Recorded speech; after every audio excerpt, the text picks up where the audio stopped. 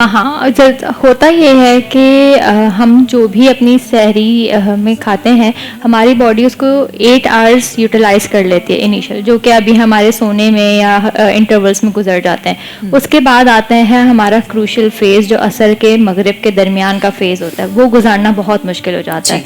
अब हमारी बॉडी किस तरह से रिएक्ट करती है कि वो ग्लूकोज जो स्टोर्ड है बॉडी में, उसको यूटिलाइज करती है एनर्जी प्रोवाइड करने के लिए। अब बॉडी टू बॉडी डिफर कर सकता है कि आपकी बॉडी में कितना ग्लूकोज स्टोर्ड है। अब जैसे मेरा बॉडी टाइप है, उसमें बहुत कम ही ग्लूकोज होगा, क्योंकि मेरी जो खुराक है वो बहुत कम है किसी दूसरे बंदे के मुकाबले में। लेकिन जिनका वेट ज़्यादा होगा, उनकी बॉडी में ग्लूकोज और फैट्स भी ज़्यादा होंगे। अब जब ग्लूकोज यूटिलाइज हो गया तो बॉडी के पास बचा आखिरी घंटा कि अब बॉडी कहाँ से जो है वो यूटिलाइज करे। तो अब वो जो स्टोर्ड फैट है उससे लेना शुरू किया उसने एनर्जी। बिल्कुल, अब एनर्जी आना शुरू हो गई उस स्टोर्ड फैट से, तो लोग बोलते हैं हमारा वेट लॉस होना स्टार्ट हो गया।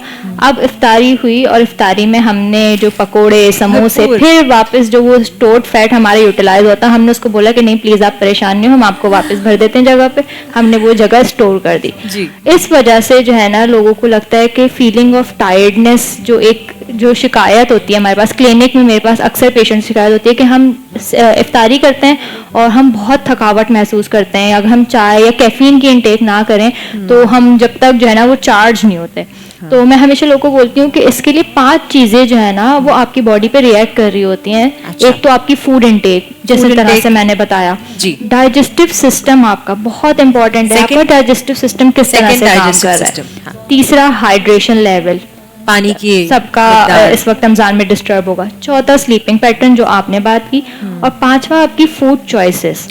फूड इनटेक की बात करें तो बहुत, अगर मैं आसान लफ्ज़ों में समझाऊं कि आपने अपनी बॉडी में जो है ना, आपकी बॉडी एक ऐसा घर है जिसमें कोई मेहमान आया है, ठीक है। अब उस मेहमान को एडजस्ट करने में ना घर में टाइम लग रहा है और उसके लिए बहुत सारी एनर्जी रिक्वायर्ड है। तो बॉडी ब्रेन को सिग्नल दे रही है और ब्रेन क्या कर रहा है कि ब्लड फ्लो को इंक्रीज किए जा रहा है, जिसकी वजह से आपको बहुत थकावट महसूस हो रही है, क्योंकि बॉडी कंटिन्यूसली काम कर रही है।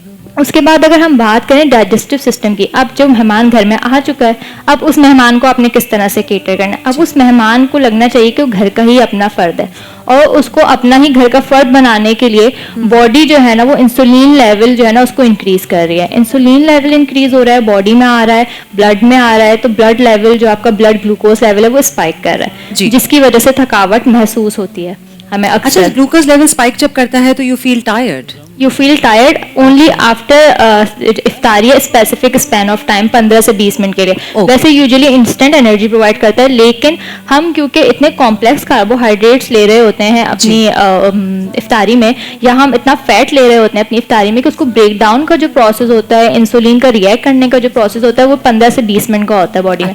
और उस 15 से 20 मिनट में आपको थकावट होती है, उसके बाद आप बिल्कुल नॉर्मल हो जाते हैं।